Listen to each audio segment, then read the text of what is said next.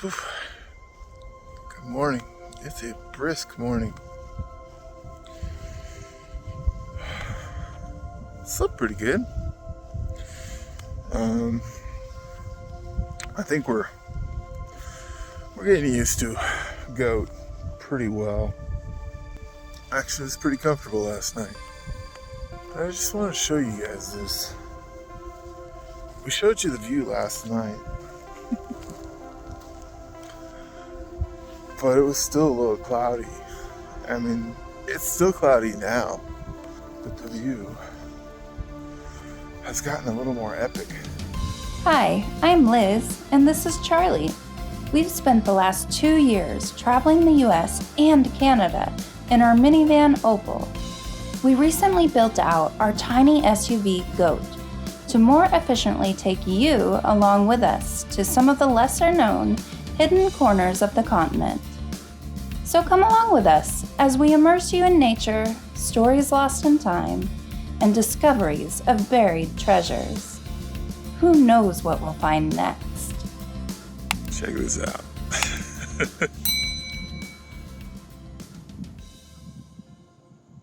Wow. Now, this isn't the best of it. That is the backside of Glacier National Park.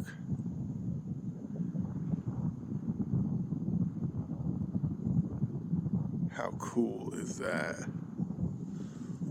Now, we were originally going for that spot, which would have an even better view, but it's Friday, so the spot was taken, which is a given. If it's Friday, your spot's gonna be taken. Saturday, your spot's gonna be taken. Sunday afternoon, you might get lucky. But holy smokes.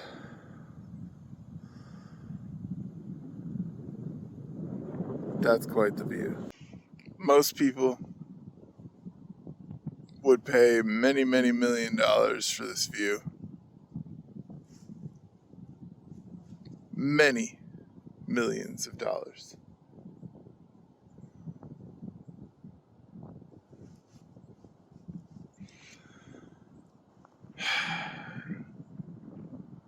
All we pay is time.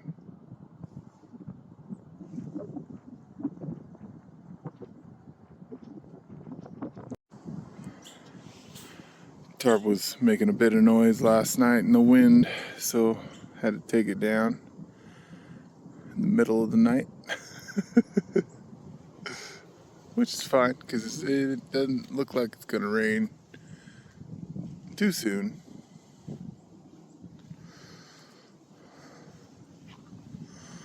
Ready to start our day. Good morning. Good morning again. I'm ready to start the day and see what today has for us. Yeah, gosh, I hate to leave a beautiful place, but we're making miles. Yeah. That's one thing that's bad about having plans is... I know. We're always racing through Montana, and we love Montana. Yeah.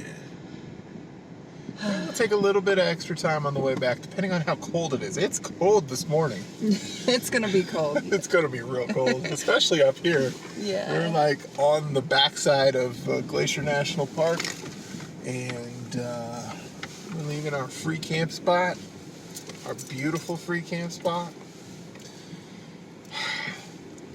for another one. Yeah. All right, let's try not to get stuck in any mud today. So if you missed yesterday's episode, you got to see us camp next to this amazing spot next to Glacier National Park. In today's episode, we don't even know what kind of adventure we're in, so come along with us. In every episode, we don't know what kind of adventure we're in. Just about every episode. Yeah. I think a lot of people don't realize that. Yeah, like this Nothing is the is start planned. of our day. Like, we get in the car and we go. Yep. And wherever the road takes us is where the road takes us. I gotta show you this view in front of the car. Oh yeah, definitely. There's our neighbors, and there's our other neighbors. That's Glacier National Park, guys. Woohoo! That's epic. It is epic. Wow. Like, this is not going to translate well on camera, but it is gorgeous. And that's free camping. Yeah. For up to 14 days, I believe. Not in a campground, single file next to each other, rubbing shoulders. Yeah.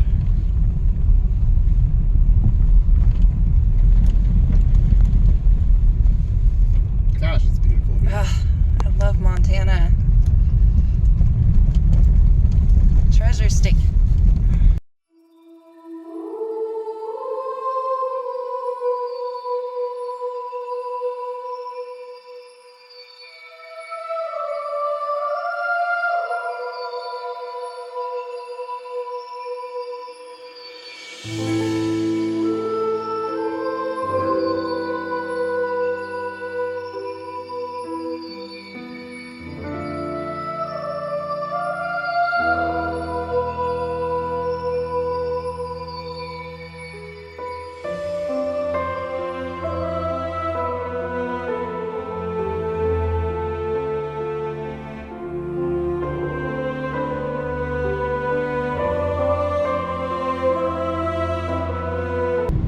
Just like that, we're in the plains.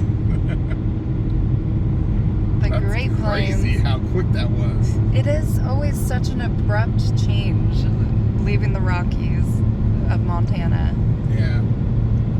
into the Great Plains.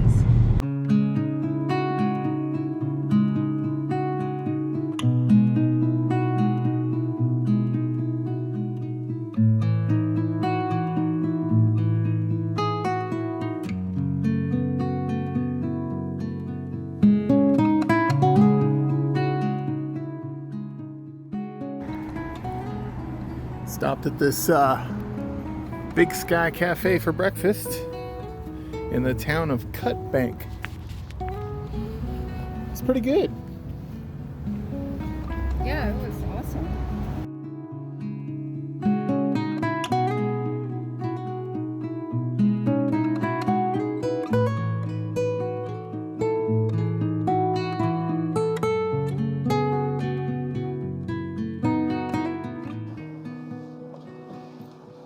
You know, it sounds kind of cliche, but when you go on journeys like we have been for the last 2 years, you sometimes see signs on the road that remind you that you're on the right path. And I think that could be for anything in life, really. Yeah. We pulled up to this gas station. What town are we in? Shelby, Montana. Shelby, Montana. Just a small old town. It's cute. Stopped to pump gas, and there's this cute little guy out there pumping gas in front of his big pickup, and his license plate is Whoa Silver. And thankfully the guy approached Charlie while he was pumping gas. He saw the Washington plates, and turns out he lived in Washington for a while. He's a farmer. He's farmed for all his life, and he just retired this year. And he got a camper, and so that he could travel with his wife. And the sad part is his wife has Parkinson's, so they can't really go on long runs. So kind of rough to see somebody work their whole life, because one day they're going to get that RV and they're going to travel the country. And just to get to that point, because it's never enough.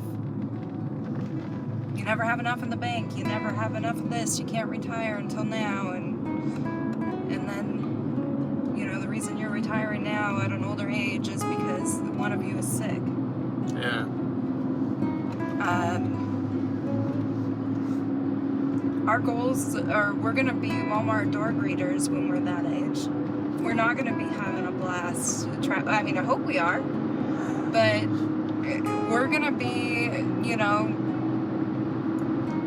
those people talking people's ears off about all of our stories when we're in our 80s and 90s. And we're going to enjoy being Walmart door greeters at that point. We'll have earned it. But this was a huge life decision that we made, giving up on a lot of future securities and dreams to live the dream now. Yeah. So here we are in Shelby, Montana, driving through the plains, going to the beet harvest, where we're going to have a blast and making enough money to get us to more places. Yep. Yeah, it's been quite the journey the past 2 years. And we weren't ready. Like, you're never ready. Like, we were not ready to hit the road full time and just travel the country, but we knew what we wanted, and we worked towards getting there for a couple of years, several years actually, and you know, we said, now's the time. There's no time like the present, and yeah, just. And planning went out the door. Yeah. If you plan for something, it's never going to be enough. You're never going to hit the right number in the bank. You're never going to feel stable enough. Something always happens. Yes. Life happens. And if you just roll with the punches on life and you say, hey, I know life's gonna happen, but it's gonna happen on my terms, not your terms. One of my favorite sayings is, you know, we'll cross that bridge when we get to it. When you have that mentality of crossing that bridge when you get to it, it means that you're not worrying about that bridge. You're worrying about what's right underneath your feet, right at that moment. And then when it comes time to cross that bridge, it's a chance for you to problem solve and be in that moment when it comes. I know that's a very reactionary approach to life, which is probably not everybody's cup of tea. But sometimes those bridges never come. And if you worry about those bridges all the freaking time, you're kind of wasting your worry. So this has been absolutely the best decision for us. And I know a lot of people might have thought we were crazy when we took off on this adventure, but I will not regret it when I am in that deathbed and getting ready to take my last breaths. If that happened tomorrow, nobody's gonna look back and be like, oh man, she had so much more life to live. Freaking lived it. And I'm still living it, and I hope I have a lot more, but yeah. I bet you're wondering what led us to this point. Like, how did we come to this decision to quit our jobs, get in a minivan of all things, and take off to see the world? We're on a minivan right now. No, but that was the decision. That was the decision, and it's led us down to here. It's boiled down to us traveling in an even smaller vehicle, traveling across the country. Yeah. I think it's very symbolic of where our values have lied. It's not in wanting more material things. It's true. It's been wanting more experiences. Because you can buy stuff all the time. Like, there's people with Amazon addictions that just buy every day, just so they get that present from themselves to open up the next day. I'm guilty of it. When we had jobs, I was buying stuff off Amazon all the time just because I thought it would make me happy. And yeah, it made me happy for a minute or two. And then, you know, the happiness wears off and the item goes in a box somewhere and sits and collects dust for years and years. But an experience is different. An experience is something that gets stored in this box for years and years, and you don't have to go find it to pull it out again. You literally can just, oh yeah, I remember that. That was awesome. I like to call it making deposits into the memory bank. Yeah. That is the thing that means the most. Yeah, it is. We did the math on what it takes for us to live on the road, including, you know, maintenance on the vehicle, gas, insurance, all that stuff, and we're averaging about $1,300 a month. Sometimes less, and sometimes more. Now, if your rent is $1,300 a month or more, that's a good deal these days. That's a pretty good deal. Where we're from. If you can afford that $1,300 a month rent, you can afford living on the road. It's just the luxuries of having a home versus the luxuries of exploring the country, the world, whatever it is you're going to do. It's sacrifice. Yeah. You know, not all, 1 to 2% of us will have the chance to be millionaires. And there's billions of us out there. So, likely, we have better chances of getting struck by lightning multiple times over than becoming a millionaire. And there's other ways you can feel richer. You can feel richer through experience, and you can feel richer through sacrifice, which sounds crazy, you know? We don't subscribe to Netflix. We don't, you know, we don't have all these luxuries that we once did. And that's how we put some savings in our bank to jump off on. We sold things that we had already had, like an old car we had. We don't finance things. We didn't, Opal we paid with cash. We saved our butts off to buy that van. And she was like $5,000. $5,800. $5,800. Traded in Betty for $1,000. Yep. After we just bought Betty for $3,000.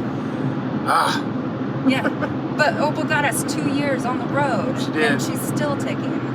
And then this goat we paid $2,000 cash for. Yeah. Again, saving our pennies by sacrifice, not because we were rich.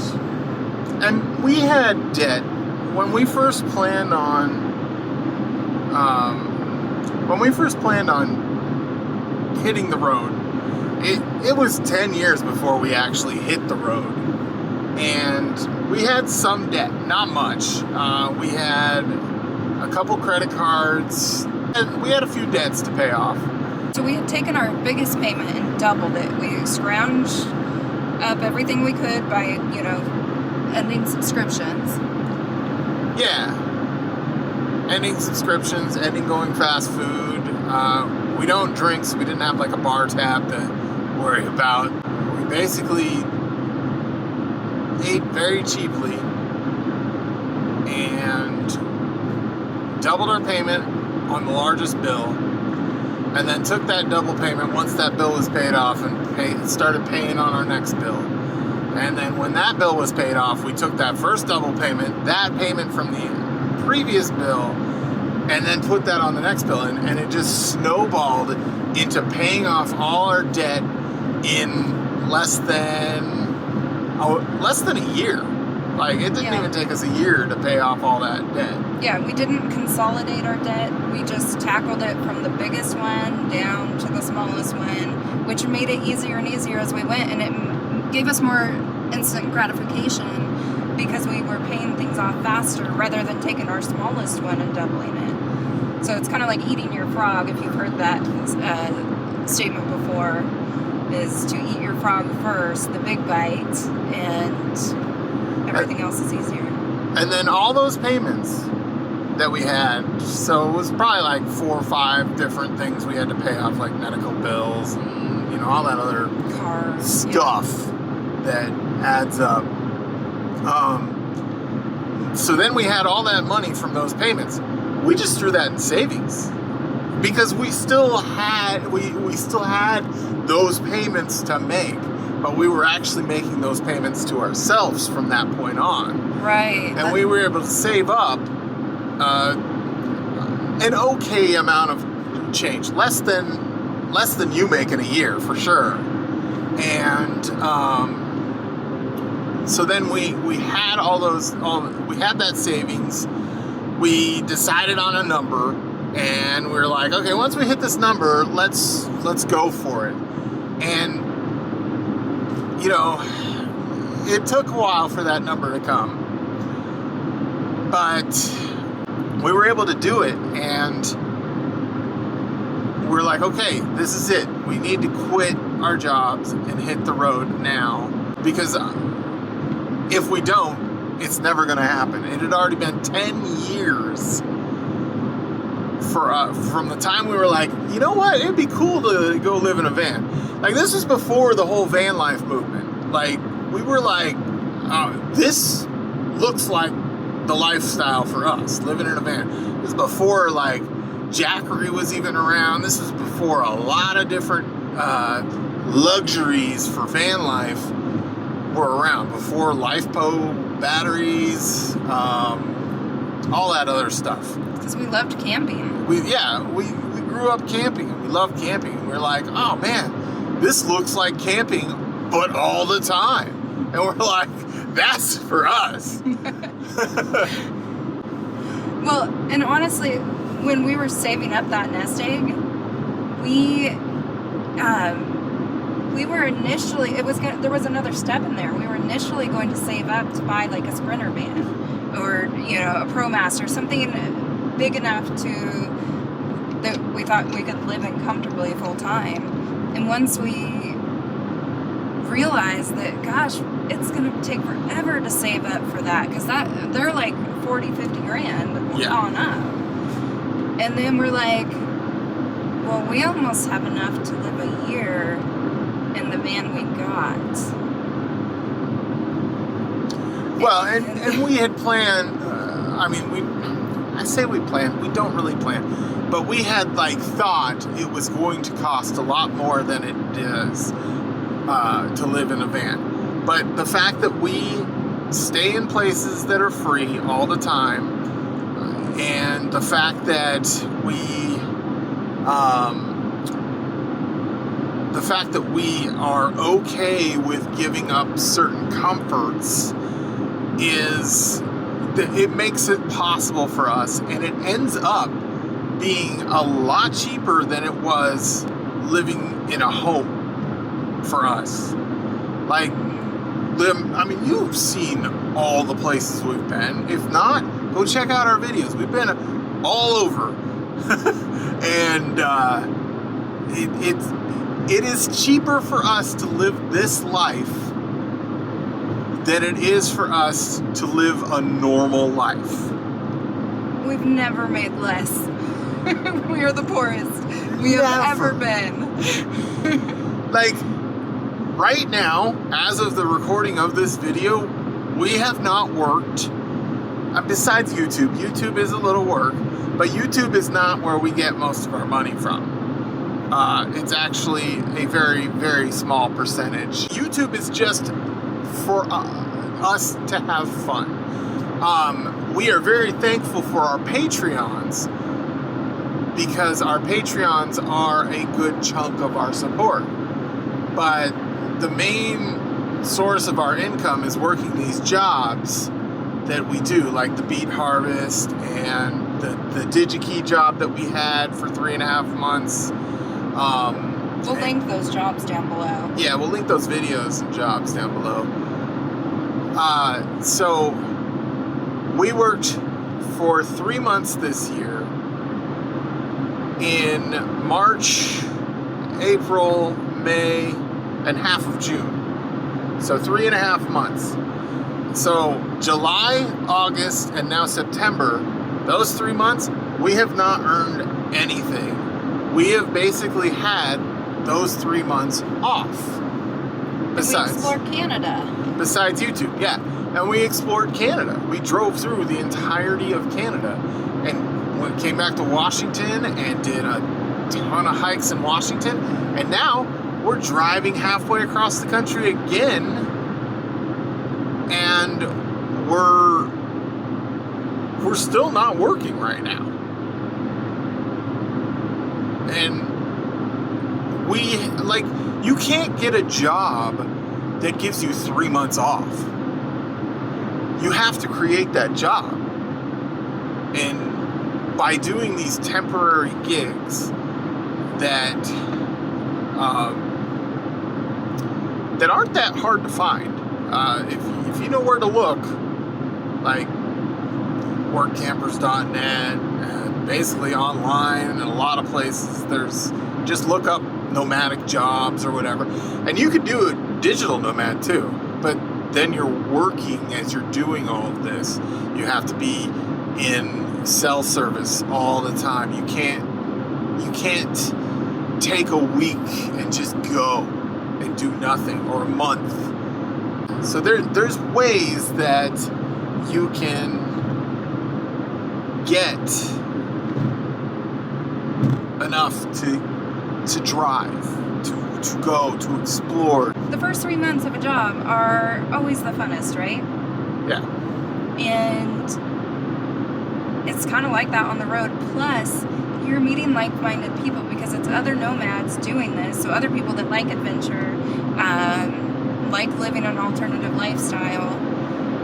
You're meeting up with them, and it's a blast, and you make friends that will stick with you.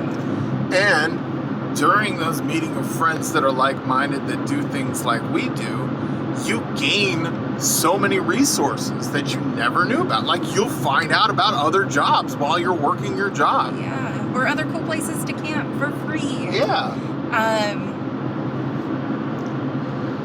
It's amazing, and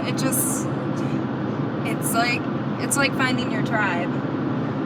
And for us, our tribe is on the road. Our tribe is nomadic. For sure.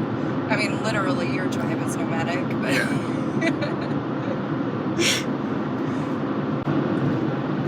Besides, the sacrifices of, cutting out subscriptions and, bills, monthly bills.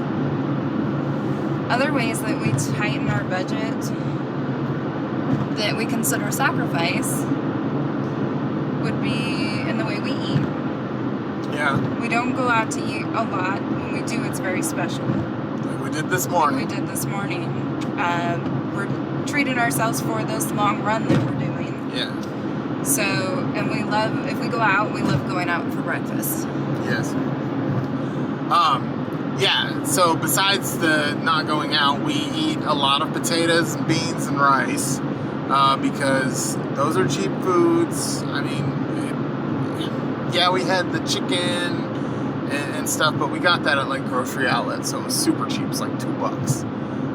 If you see us eating anything fancy, it's because we got it on clearance. Yeah. It might be almost expired. Yeah, like the fish we got for like $5 at grocery outlet, from the last couple videos. But so a lot of beans, rice, potatoes. We've been doing a little bit of eggs recently. And a little bit of dairy. A little bit of dairy, yeah. It's just made our lives easier to... It is, because it's harder to find food out in these small towns that are not dairy-free and egg-free. But I've been noticing your nose has been running a lot more. Yeah. Because of the dairy. He has a dairy allergy. Yeah. Not a severe one, but enough that it's very uncomfortable. So besides food, we also, we eat cheaply. We don't eat out often. We go free camping. We're on the third year. We just started our third year of traveling the country, and we are still on our free camping streak, which, you know, we got a hotel once when our car broke down. That was a necessity.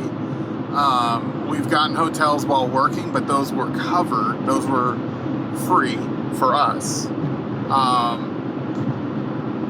But other than that, it's been free camping.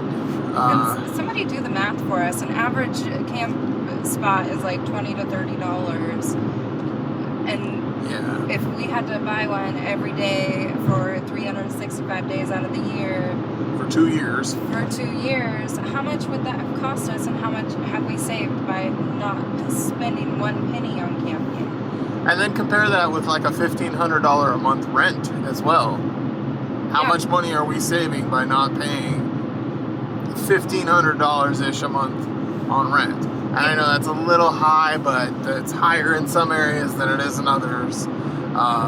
So it kind of averages out about $1,200 to $1,500 a month. But so, yeah, so there's food, there's living.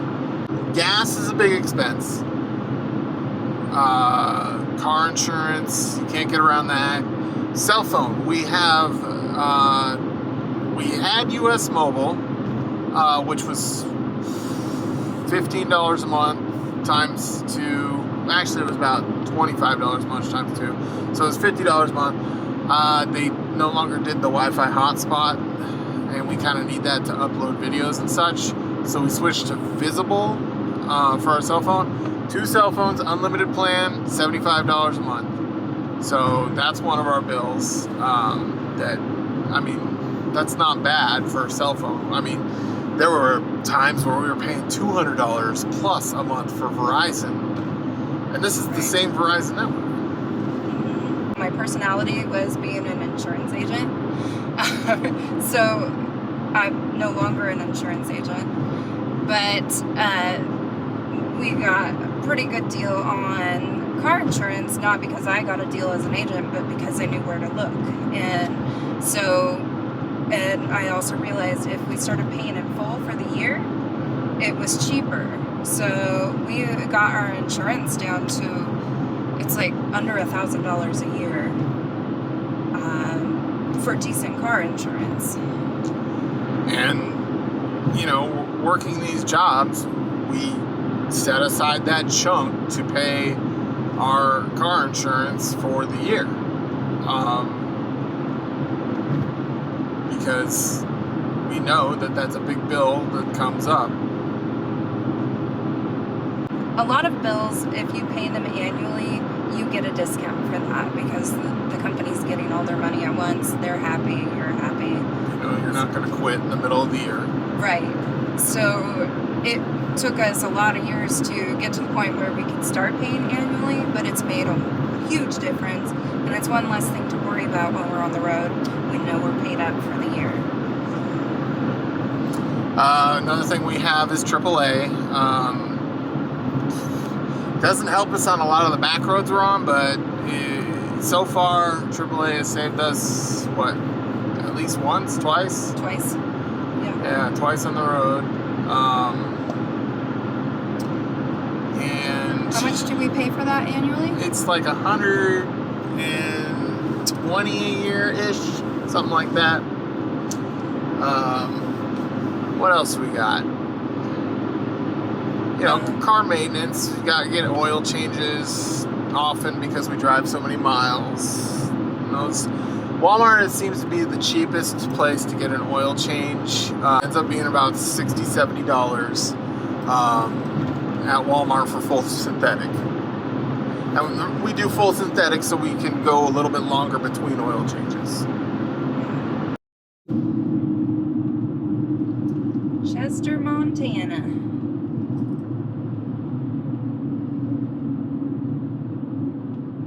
All these Montana towns look alike. They got the big grain elevators, trains going through it. Couple little Tractor Supply buildings. Dead skunks. Ooh, it stinks here. Whoa. Harvest Fest. Want to check it out? Yeah.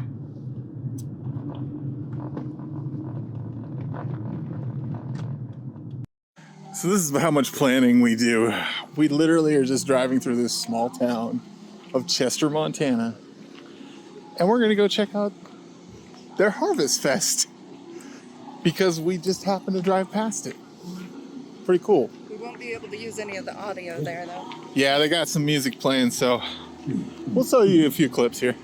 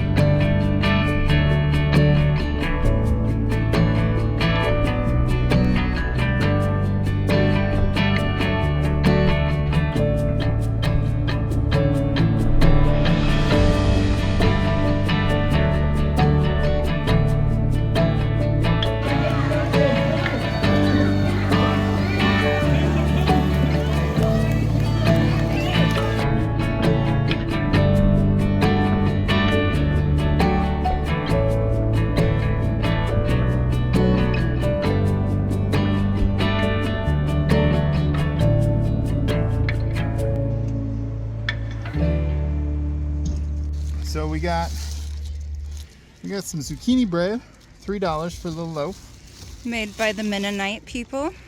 Some salsa that the label must have fallen off of.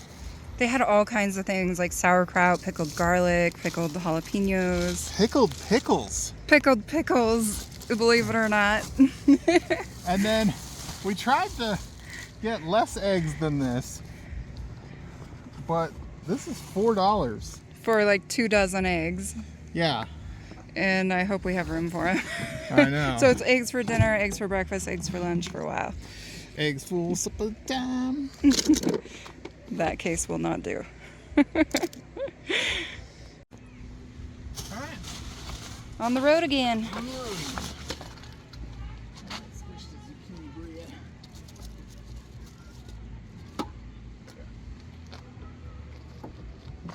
Let's roll.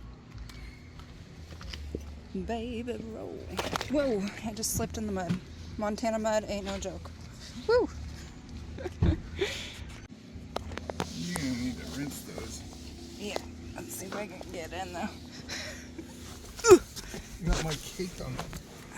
Well, that was fun. Well, that was fun. That was so much fun. And exactly the reason why we are living this lifestyle is with no plans, is just the random cultural experiences that we get along the way. Yeah. Got some good cupcakes and cookies. Saw a skunk teddy bear. No. Who sees the skunk teddy The bear? beaver one was my favorite, though. It was so soft. It was cute. And the bed races. Yeah, the bed races were awesome. So small town Montana. So anyways, thank you for liking, subscribing, checking us out on Patreon and all of our social medias. You guys are the greatest there ever was and ever will be. Yep. And we love you, and we'll see you on the next one. Bye now. Bye now.